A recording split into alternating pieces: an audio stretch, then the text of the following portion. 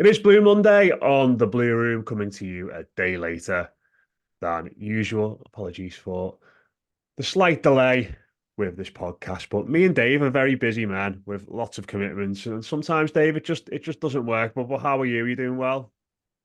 I'm okay, mate. Yeah, you're absolutely right. I think summer changes various things, doesn't it, with other sports that sort of take priority above football, unfortunately. But we've got plenty of Everton chat to talk about, haven't we? Given considering what's happened in the last few days and a Yeah, couple of weeks and all that sort of thing. So yeah, like we promise all of our listeners, there'll always be Blue Room content across the entire year, won't there?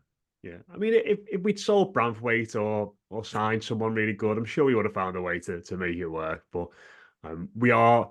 It feels like we've been in the lulls of the summer. This is always the weird bit, isn't it? Before the fixtures are out and the transfer window opens and we've got a major tournament, and it sort of felt like it was just ambling along a little bit, and then last week everybody in the world decided that they wanted to buy Everton, and it's all kicked off a gear, hasn't it?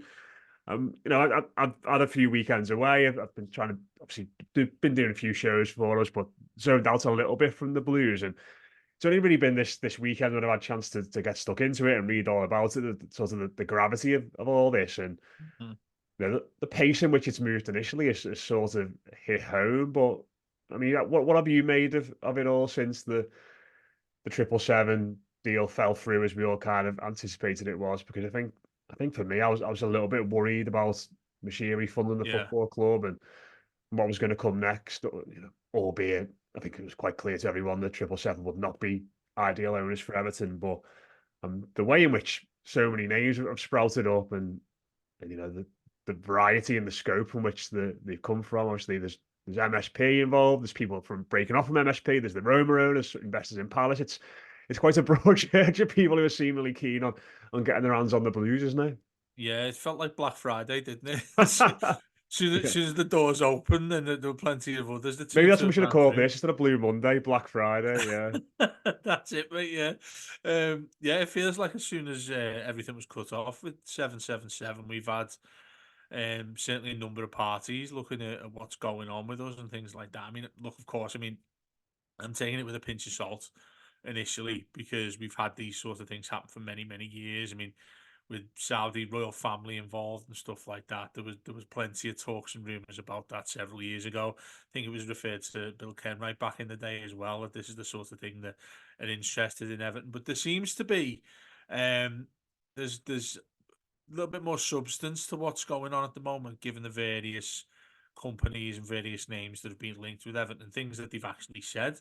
Um, you know, I'm sort of twixt in between whether I'm excited about this or not, to be honest, because it's the length of time that concerns me in terms of, if we could get the best owners in the world, the time in which they come into how it can positively affect Everton's going to be a real issue in terms of the timetable of all this stuff with PSR stuff and players we have to sell by the end of this month. I think we have to sell one of our star players the Yeah, end of that's the month, that's the right? way it So seems, isn't it? To sort of because I think whatever happens in regards to we could be taken over by the richest person in the world, but we've still got to get to a certain threshold, haven't we, for PSR? And the accounts last year were not good, were they? I think they were double the losses, up around 89 million. So yeah, that still stands, even mm, if Jeff Bezos came in and said, I'm a big blue, I'll have yous."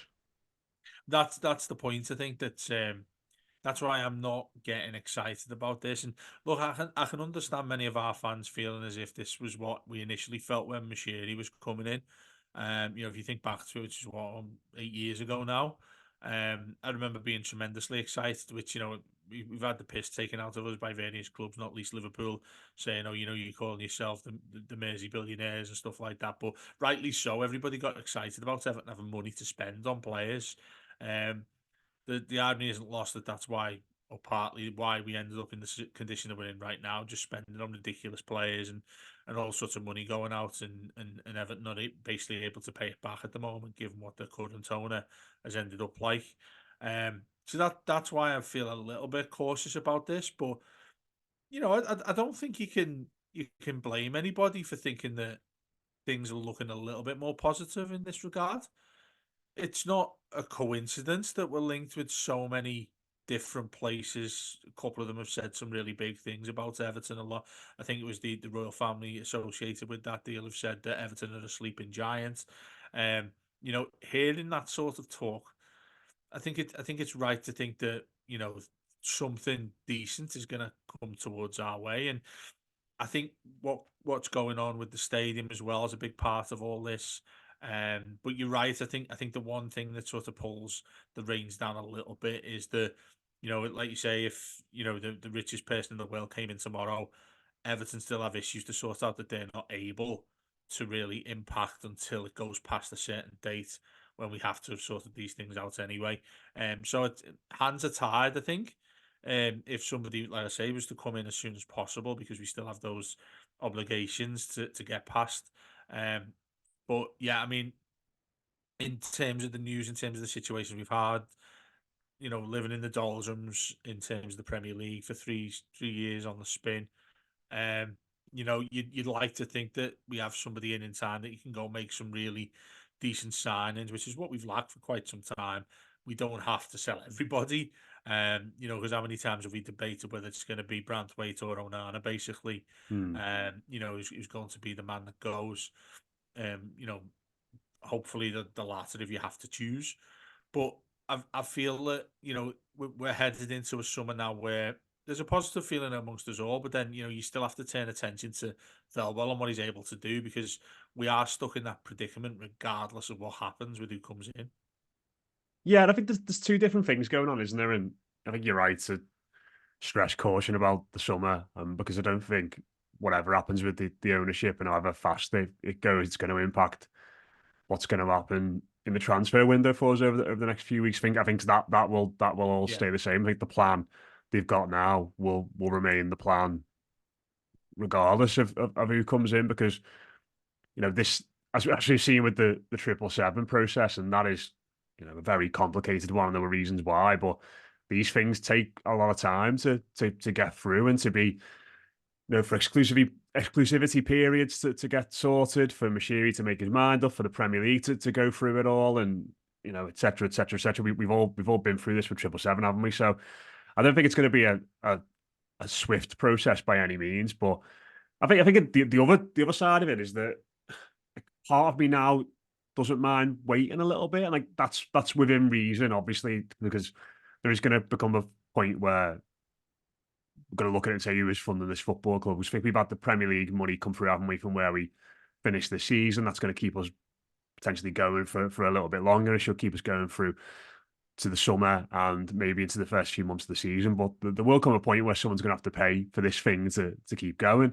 Mm, But I think the frustrating thing for me was with 777 was that, not that it was taking forever, but it was clear that they were unsuitable owners, and it was still taking forever. Like we were just, it just felt like we were treading water for, what was it in the end, 9 months from when the sale was agreed, and it mm, just felt like a few months ago that we got to a point where, right, if the outcome of them coming in is really bad, let's get it sorted. If the outcome of them not coming in and taking over us is really bad, get it boxed off, because we just need to move past this now, and thankfully we have. So I think I was sort of in the mode of tunnel vision at the time, where it felt like if it wasn't going to be them, then we are a little bit screwed as a football club, because who else is going to want to come and buy this basket case of a football club with all this debt and players that need to be sold and PSR issues and all that kind of stuff. But I think when you strip it back, like you said there, and you put it in the cold light today,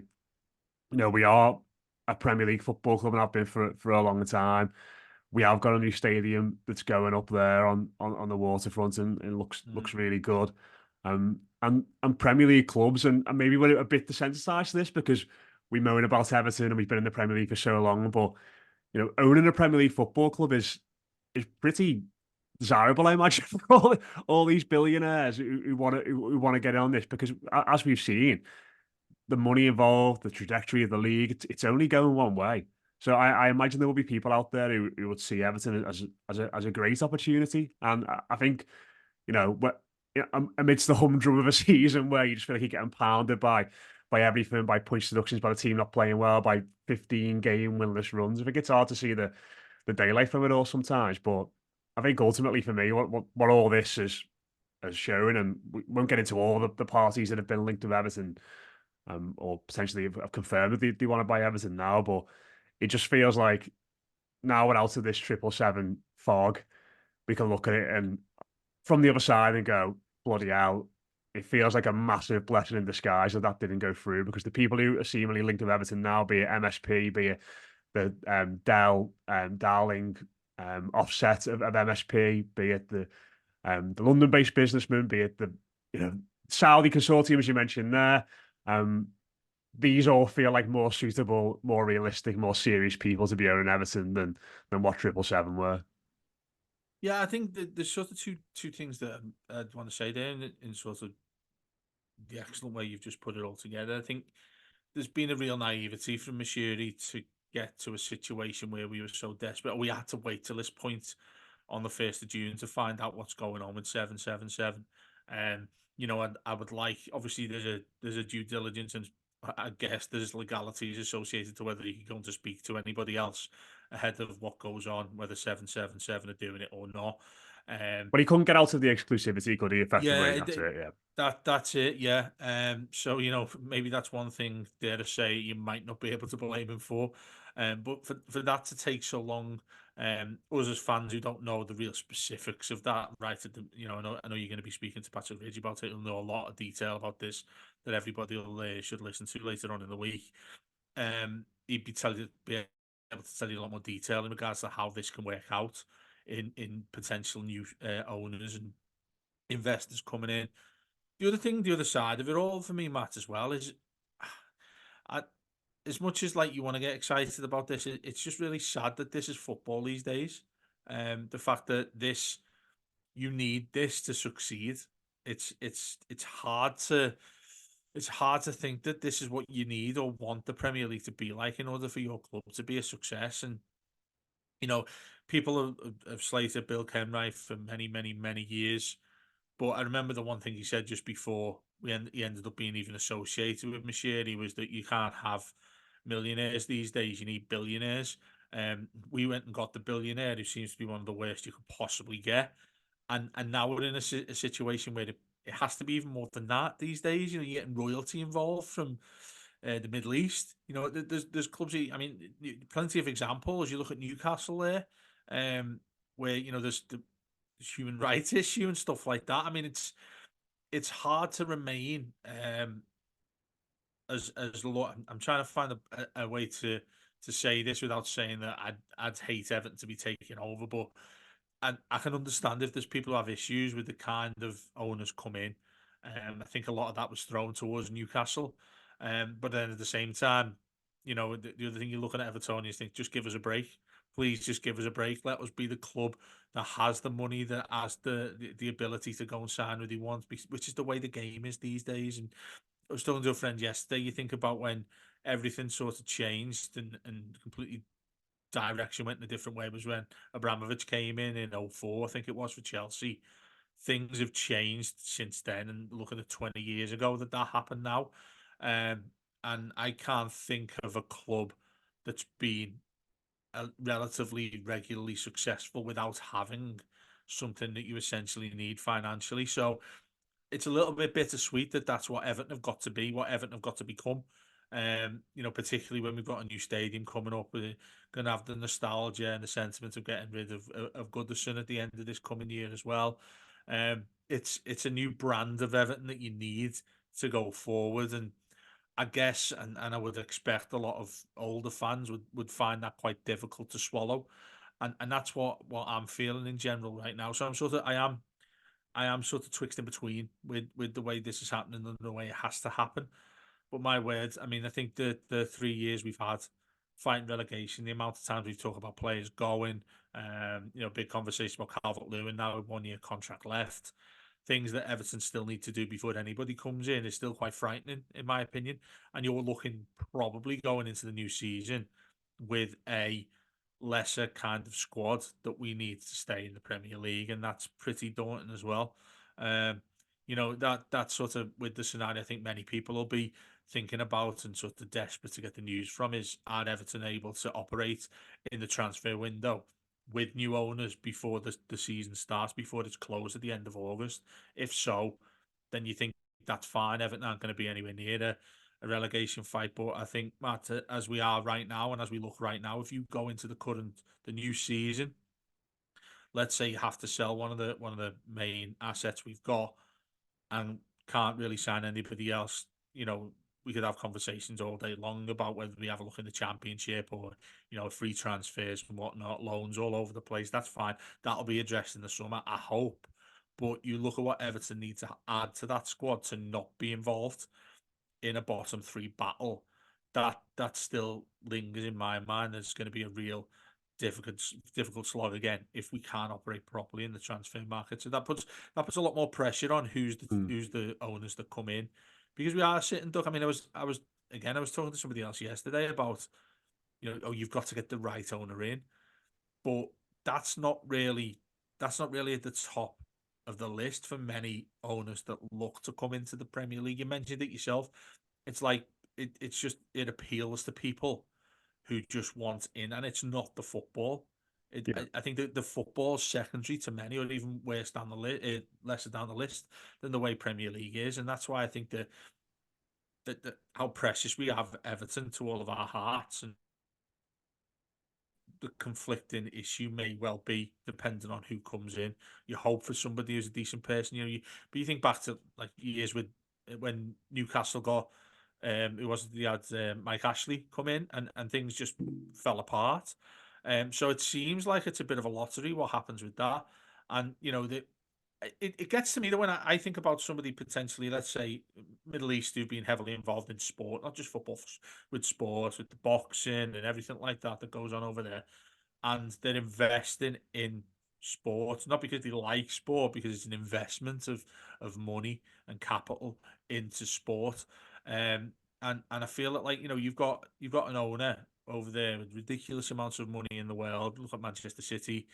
I can name all sorts of clubs that are starting to get that put into the financial implications they have going. And I think, well, is it just treated like a train set? Are they just looking at the Premier League like, oh, my mate down there with X amount of billion, he's having a go. I think I'll go and have a go as well. Mm. The reason they come into Everton is firstly necessary, which is another unfortunate thing to say, but also it's essential these days, and it doesn't sit right with me. But I guess that's the price you have to pay as a fan these days, isn't It's it? like it's like a means to an end. Like I think, I don't think anyone's, although saying that two of the potential new buyers are Evertonians, aren't they? Bell and Darwin, which is mad.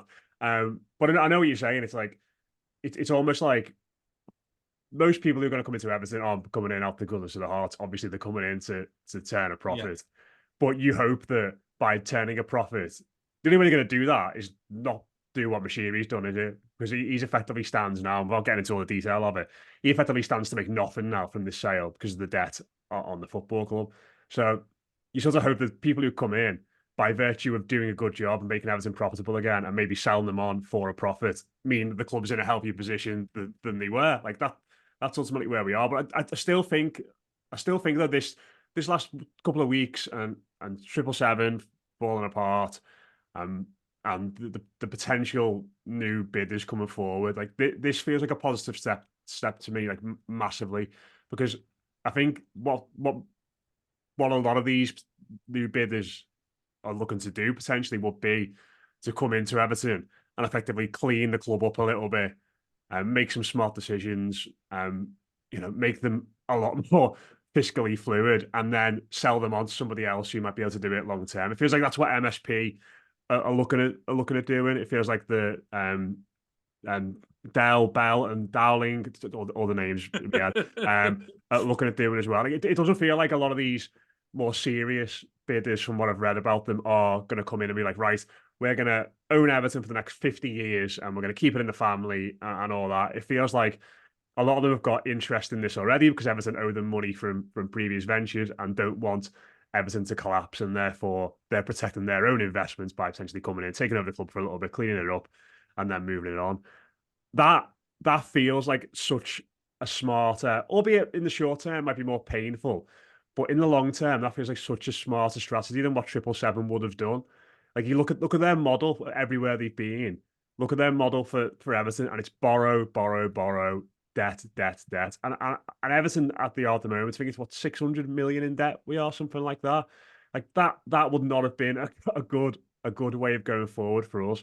So I think you're right. I think ultimately there might be some more short-term pain, but as we've said so many times on this show, down the years when we were looking at the finances, looking at the money we were spending, we were saying at some point we're going to have to take our medicine because Mm. this can't carry on, and we're still in that period, and it's not one swig of medicine. It's it's an entire course for a couple of years, isn't it, or a bit longer, and we're still plumb in the middle of that phase. So I think we've got a long way to go before we're out of it. Like you said, the squad, there are massive concerns, um, but it feels like slowly, we might have might have our grasp loosely on the bottom rung of the ladder on the way out of this potential abyss we're in at the moment. I don't think we're clear of it by any means, but I think what's happened over the last couple of weeks and looking at the people who might be able to come in and take over the football club, I feel a lot more comfortable about it than it did going back 3, 4 months ago, and it looked like 777 and Josh Wonder and his pals were going to get their hands on this thing. Oh, absolutely. I mean, I think given what I've said there, I've sounded probably much more of a skeptic than you have, in terms of what comes in and what the near future is going to look like with us, with owners, and how we cope with different financial issues, the way in which the Premier League is these days, and what you're allowed to spend, what you're not allowed to spend, and revenue and all that sort of thing. It's it'll be unfortunate in many ways that referred to Abramovich there when he came in. It was do what you want financially. You could actually go out and do it. When you think of the players they went and bought, probably similar to the day they do what they're doing right now these days as well. For some reason, that's allowed. The way in which that breaks down, they're allowed to go and spend ridiculous amounts of money. Yet I'm pretty sure that the different companies they've got on the shirt aren't paying for all that. So no idea how that works, but it seems pretty unfair. Well, give it a couple of Um, weeks, and if City win their legal case, then I mean, it will be yeah, all unchecked sponsorship, won't it? So that's it, mate. Absolute free for all. It'd be nice that we're actually being able to get involved in that again. I say that it's bittersweet. What you referred to there with 777 and Mashiri, I mean, it's how deep we dug a hole for all of this sort of thing that has ultimately ended up where we are. I mean, I've maintained this since day dot with the issues we've had that potentially have always going to be a punishment for us. All in all, you can talk about the masters of the Premier League. We can talk about various how things are wrong, deductions, and you know, various places who have authority over Everton despise them, and all this sort of theory and corruption, the big word that's been going around. But ultimately, regardless of how much that gets to and how bad it's been and how unfair it's been, it's only happened because of Everton's own doing. And I think that has to be kept in mind when you look like we're in a position here that's going to start as a minus in order to become a plus. And that's something that I think we, like you said there, you do have to take your medicine when it comes to issues like we have. And now it's whilst that's going on the back burner, obviously hoping it happens as quick as possible. I don't think it's able. I don't even think it's possible for it to happen really quickly. I don't think it's a simple case of, you know, a billionaire from wherever they are in the country come in and say, "I'm going to buy Everton. Here's the money, Machiri. I'll take over tomorrow, and you can go in the transfer window and sign who you want." That's just not the way it works. So from that point of view, it's hard. Even those who are excited, it's hard to it's hard not to, first of all, but it just has to be kept in your mind that this is going to take a while before we're able to see the fruits come from that. And then, of course, like I said, the main thing, first and foremost, is what this squad's going to look like and what we're able to actually do to keep Everton in the Premier League for when we go to that new stadium. I think that's the biggest thing that's at the top of the list for me. yeah, it's going to be an interesting few weeks. I mean, by the time this goes out, we'll probably have another 4 or 5 people saying they want to buy Everton. So Yeah. we'll Well, the see. Blue But Room's hasn't made its move yet, have we, mate? So no, no, we'll wait to see what Mr. Dell does. What's he worth?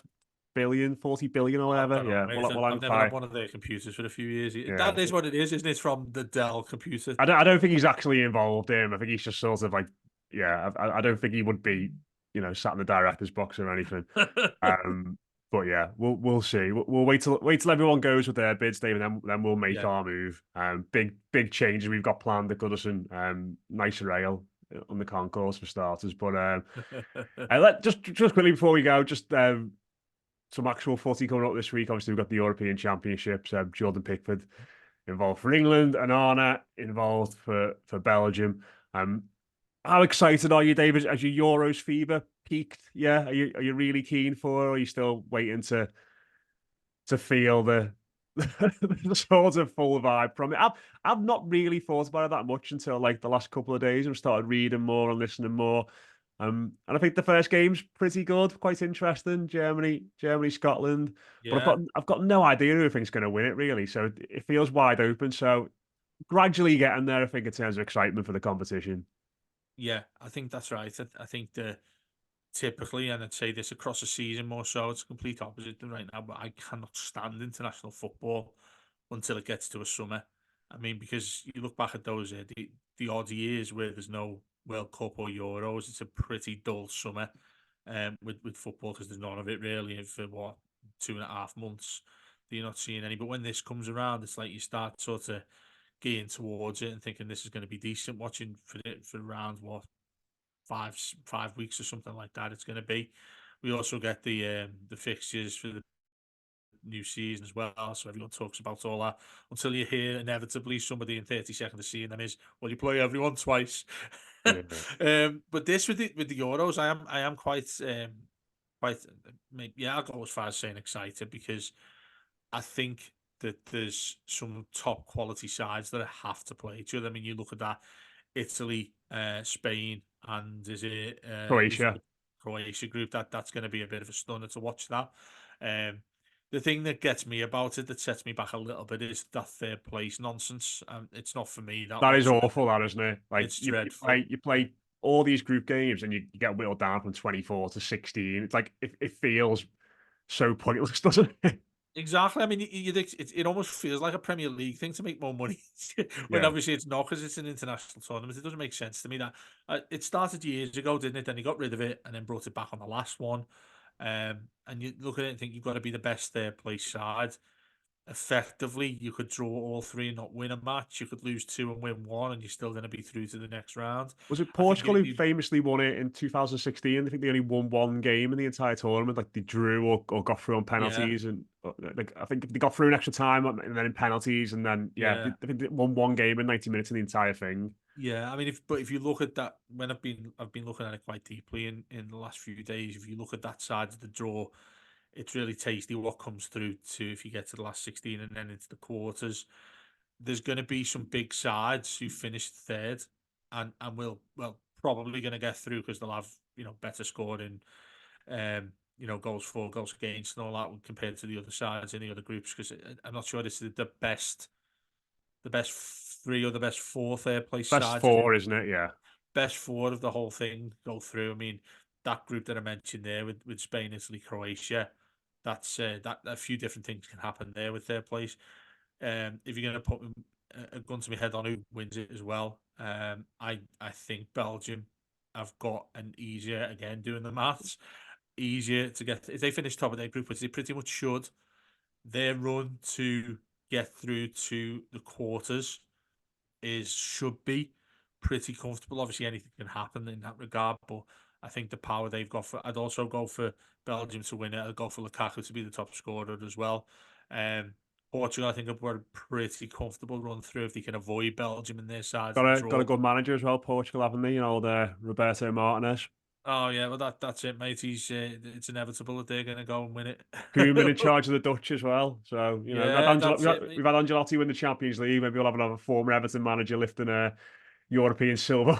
Mate, it is remarkable when you look at where these fellas end up and you think, how did we ever have them as manager, or Oh, vice versa? How were they ever manager, and now they're doing what they're doing right now? But yeah, ultimately looking forward to it. England wise, I think they've got the best squad by an absolute mile in that tournament. I have no confidence in them winning it at all because I think they've got the worst manager that there is in football.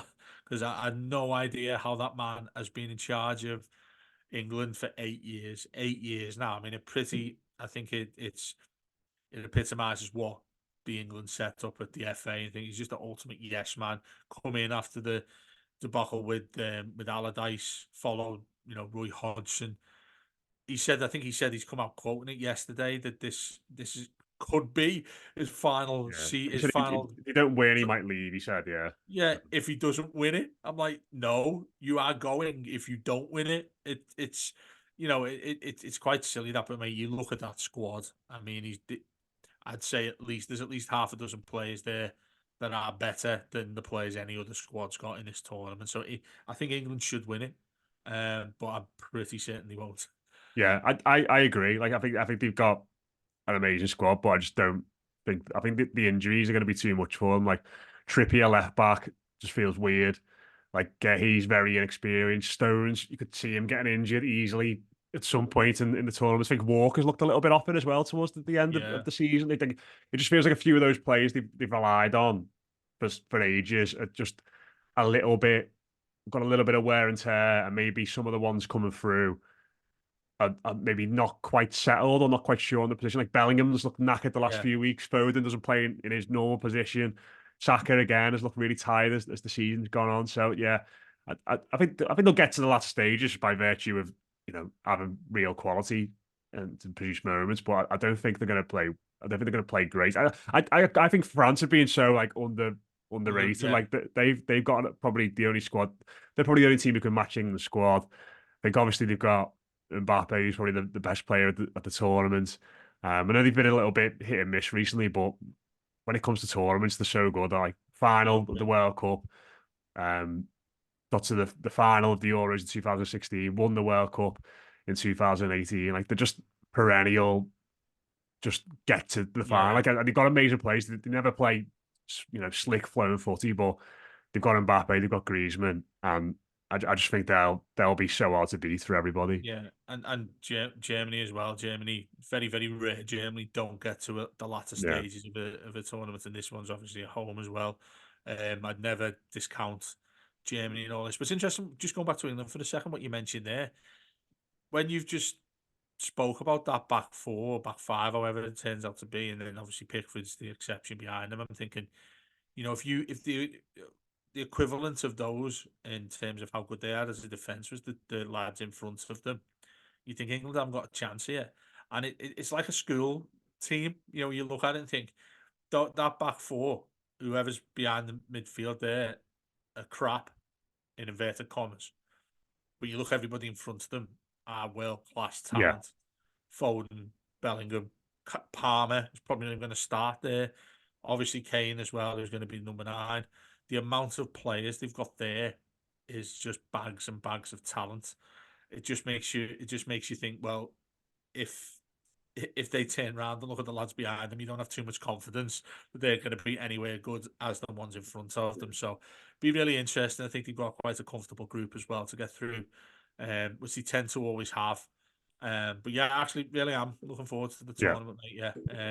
I'm looking So forward to like just watching games. Like just got the fixtures up here, but like the best thing about these tournaments is when like so on Monday it's Romania versus Ukraine at 2 o'clock in the afternoon. Like brilliant. Have that on while I'm working in the background. Absolute bliss.